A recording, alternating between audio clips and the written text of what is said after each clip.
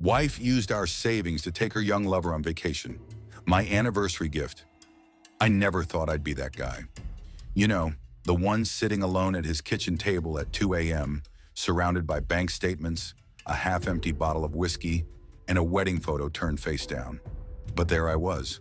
My name is Kai Wright, 42 years old, operations manager at a logistics company in Portland.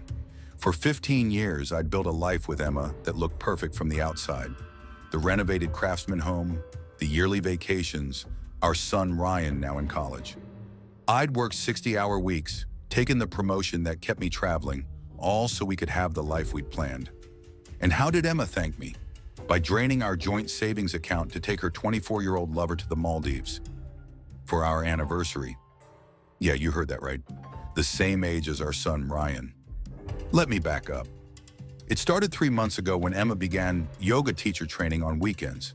Suddenly, my wife of 17 years needed new clothes, changed her hairstyle, password protected her phone. Classic signs, right? But I trusted her. That was my first mistake. Then came the late-night texts, the unexplained absences, the sudden girls' trips that left her exhausted and distracted. Still, I made excuses. Emma was finding herself, exploring interests beyond being a wife and mother. I supported that. I really did. Until I didn't. That night, I was paying bills online when I noticed something strange. A series of large withdrawals from our joint savings. $12,000 gone in 3 weeks. Money we'd saved for Ryan's graduate school, for home repairs, for our retirement. Money that represented years of careful planning. Emma, do you know anything about these withdrawals?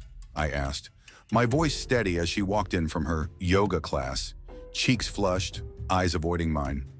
What withdrawal? She asked, but her voice had that slight tremor, the one I'd heard when she lied about her mother's Christmas gift last year, when she'd claimed to be working late, but smelled like a bar.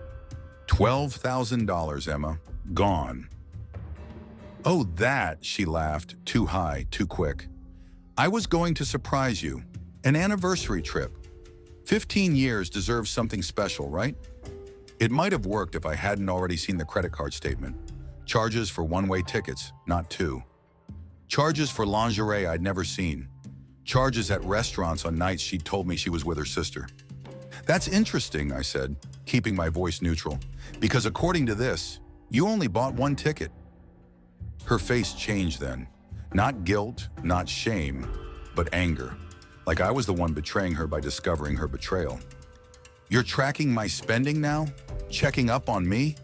This is exactly why She stopped herself, but it was too late. Why you what, Emma? The silence stretched between us. 20 seconds that felt like 20 years. I need space, Kai. Time to think.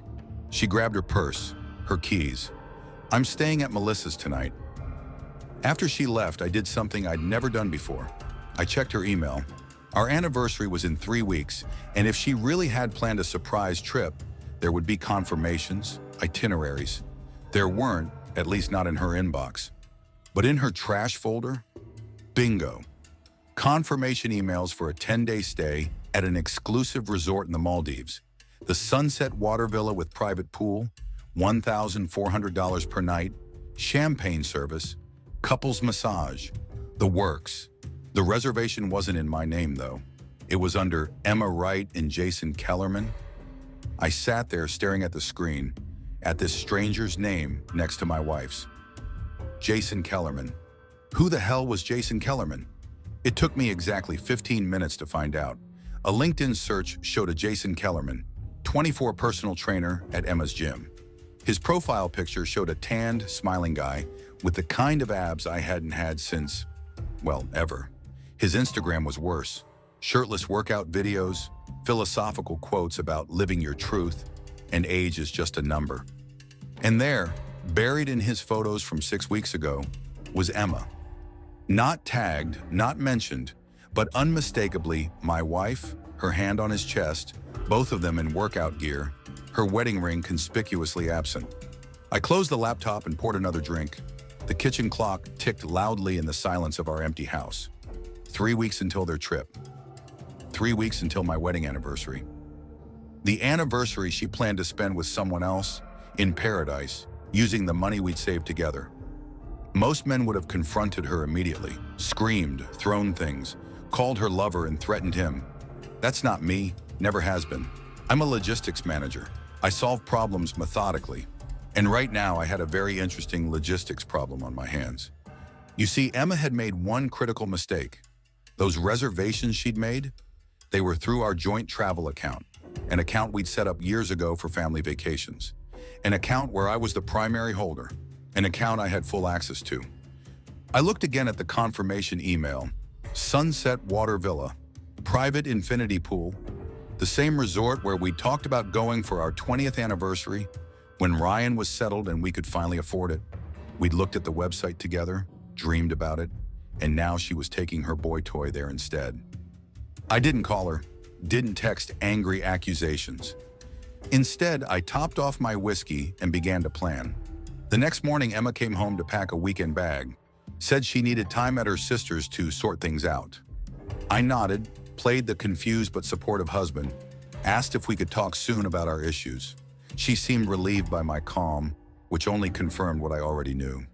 She was counting on my predictability, my reasonableness, to make her escape easier. Of course, she said, touching my arm briefly. I just need a little time. As soon as her car pulled away, I made my first move. I called our bank and transferred half of our remaining savings, my half, to a new account in only my name. Legal, fair, and necessary.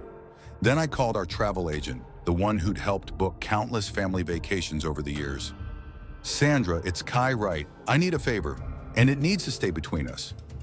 Sandra and I had history. She'd arranged our honeymoon, our trips to Hawaii, Japan, and Costa Rica. She knew our preferences, our anniversary dates, our travel habits. She'd also met Emma many times, sent us anniversary cards every year. I could hear the concern in her voice as I explained that I needed information about a recent booking Emma had made. Kai, you know I can't usually share that, but... She paused. Is everything okay between you two? Not really, Sandra, not really. She pulled up the reservation, confirmed what I already knew. The Maldives, the exclusive villa, the dates, and Jason Kellerman listed as the second guest. She also shared something I hadn't seen. Emma had used our airline miles mostly accumulated through my business travel, to upgrade their flights to first class. Miles we'd been saving for a family trip to Europe when Ryan graduated.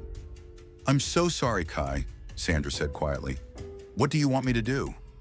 Nothing yet, I replied, but keep the reservation information available. I'll be in touch. Over the next week, I went to work as usual, came home to an empty house, texted Emma occasionally, brief messages asking how she was, if she needed anything. Playing the role of confused, patient husband, she responded with vague reassurances and excuses about needing space. At work, I buried myself in spreadsheets and logistics problems, finding comfort in their solvable nature. My colleague Mike noticed something was off and invited me for beers after work.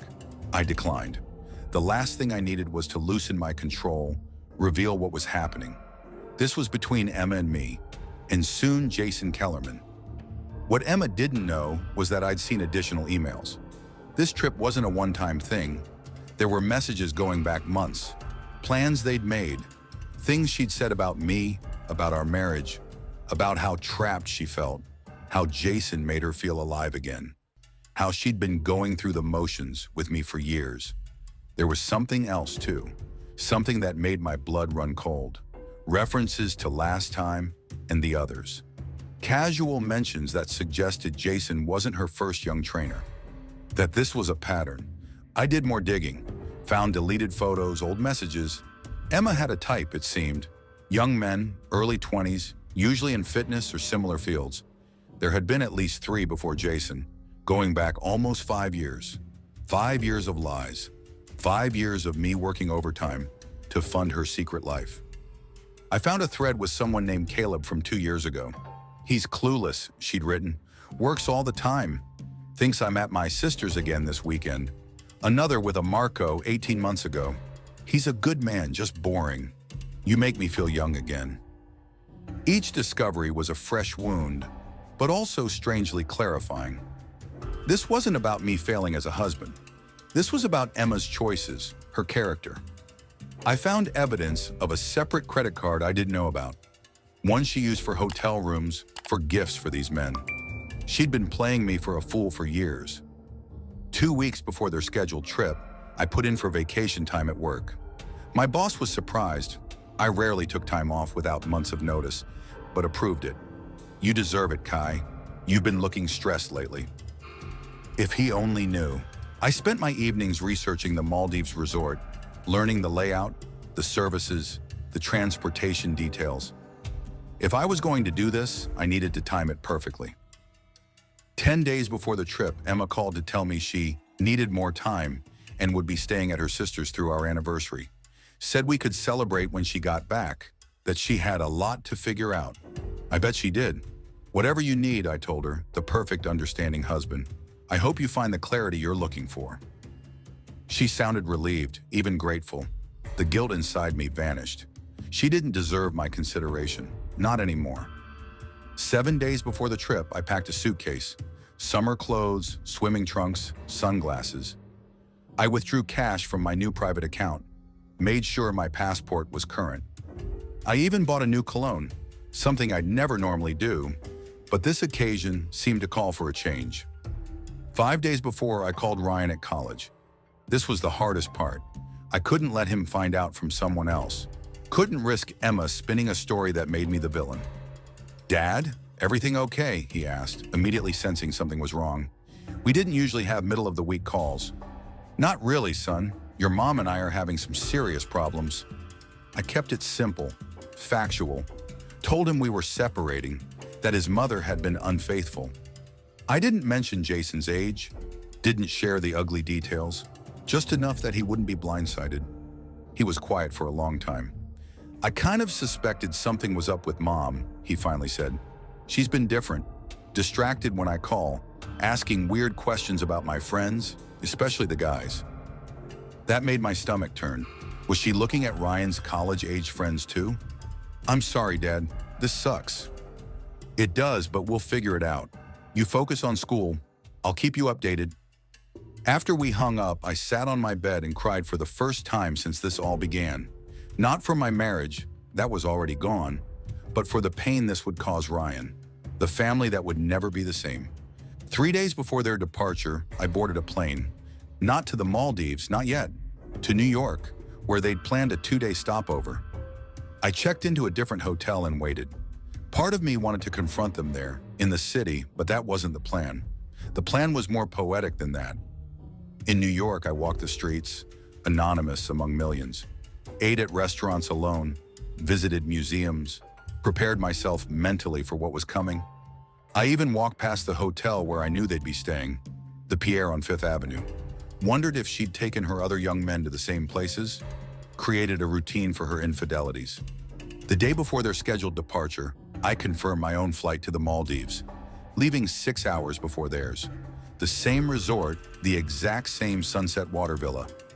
You see, Sandra, my travel agent, had discovered something interesting. Emma had booked the villa under both their names, but the reservation could be modified by either the credit card holder, her, or the account owner, me. And I was still the account owner. The morning of their flight, I made one final call from my New York hotel room. "Sandra, I need you to make a change to that reservation. Yes, the Sunset Water Villa. Remove the second guest, Jason Kellerman. Replace with Kai Wright." "Are you sure, Kai?" Sandra asked, her voice careful. She'd been our agent long enough to sense something was wrong. "Absolutely. Oh, and Sandra, please make sure there's a bottle of Macallan 18 in the room when I arrive. I'll be celebrating an anniversary." She didn't ask any more questions, just confirmed the change was made, wished me safe travels, and promised the whiskey would be waiting. My flight left JFK at 8 a.m., 14 hours to Dubai, a short layover, then 4 more hours to Malé, the capital of the Maldives. I barely slept, watching movies I couldn't focus on, picking at airplane food I couldn't taste. My mind kept replaying moments from our marriage, our wedding day, the night Ryan was born, family vacations, quiet Sunday mornings, wondering if Emma had been unhappy even then, if the foundation had always been cracked. 20 hours later, I was settling into the Sunset Water Villa at the Ayata Maldives Resort. It was everything the website had promised. crystal clear water beneath a glass floor section, private infinity pool overlooking the Indian Ocean, king-sized bed draped in white linens. Paradise. The butler who showed me to the villa raised an eyebrow when I said my wife would be arriving tomorrow, but maintained his professional demeanor. The Macallan 18 was there as promised, along with a fruit basket and a note congratulating us on our anniversary. I spent the first day exploring the resort, swimming, drinking perhaps more than I should. The staff was discreet, professional, clearly used to wealthy guests with complicated lives. When I mentioned my wife would be arriving the next day, they smiled and promised to make her welcome. If they noticed I seemed tense, they didn't comment. That night I sat on the villa's private deck, watching the sunset paint the water gold and crimson. In 24 hours, Emma and her lover would land, take the resort's private boat to the island, and discover their carefully planned romantic getaway had an unexpected guest. Me. I ordered room service, watched a movie, tried to sleep. Around 3 a.m., I gave up and sat on the deck again, watching stars reflect on the still water below. Was I making a mistake? Should I have simply filed for divorce, moved out, started over?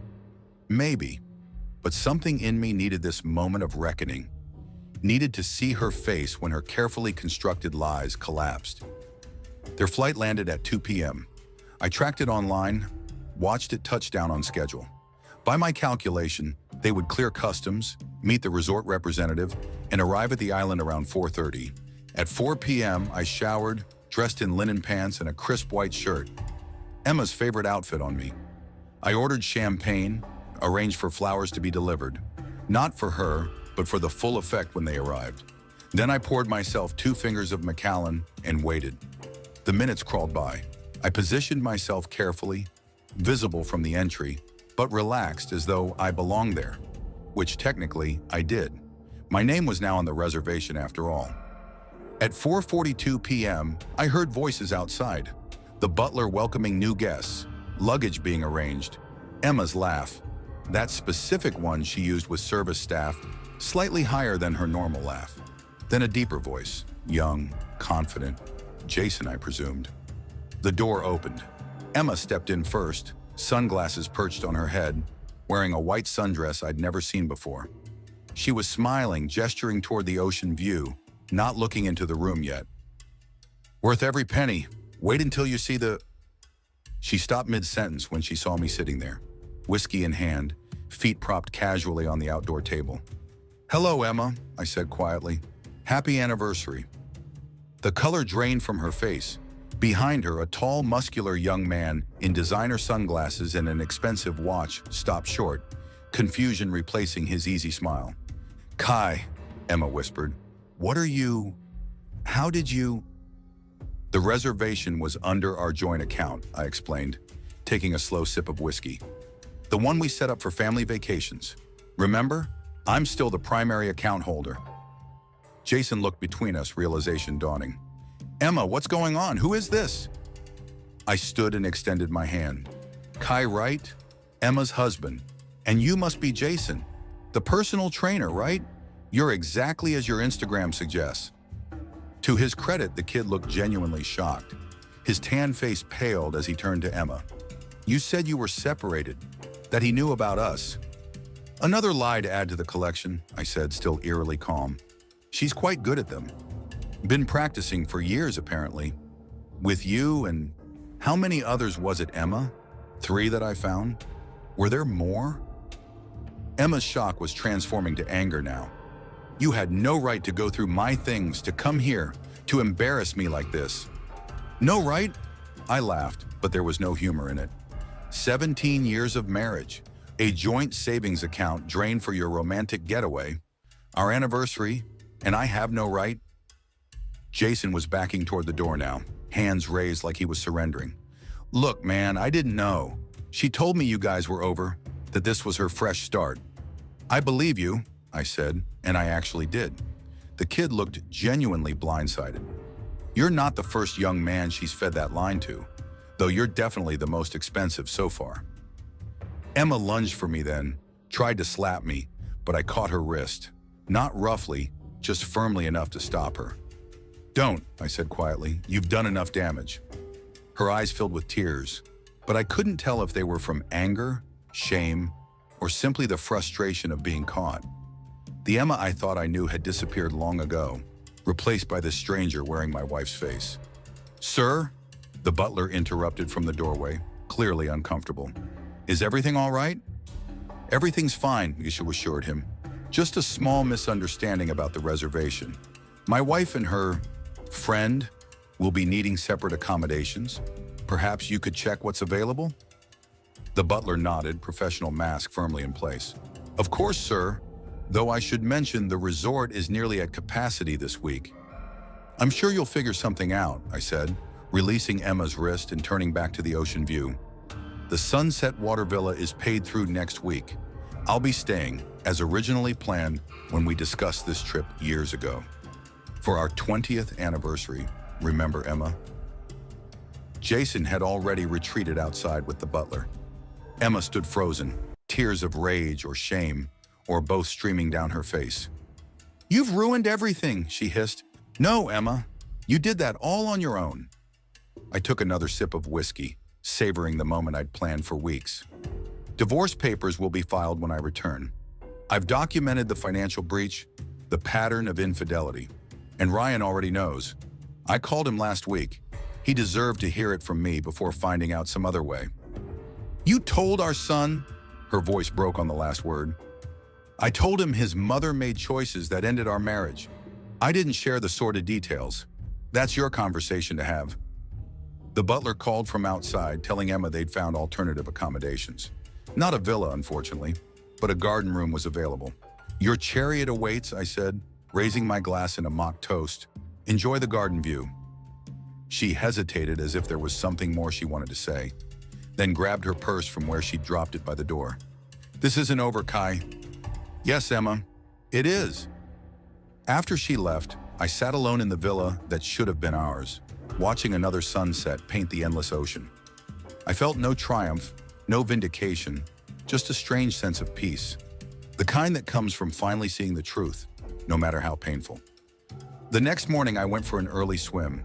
As I was returning to my villa, I spotted Jason at the beachfront bar, drinking alone, looking miserable. For a moment, I almost felt sorry for him.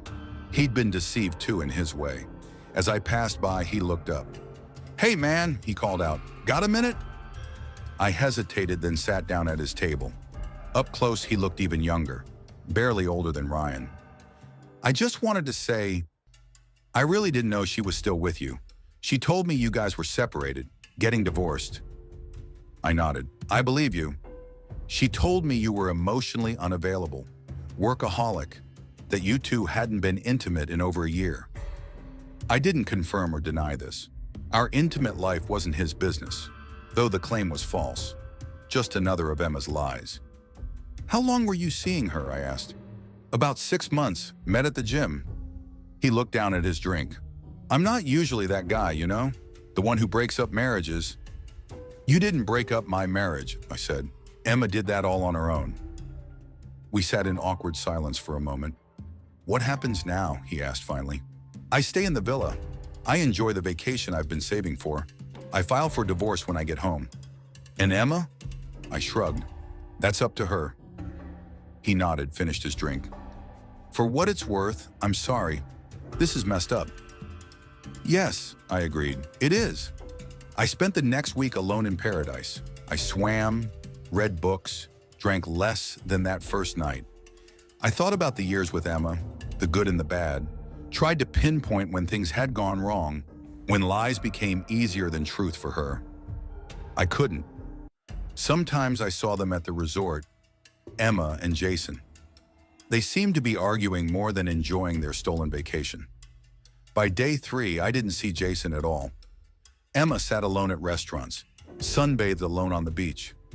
Once our eyes met across the infinity pool. She looked away first. On day 5, she approached me as I was having dinner alone at the beachfront restaurant, sat down uninvited, wearing an expensive dress I'd never seen.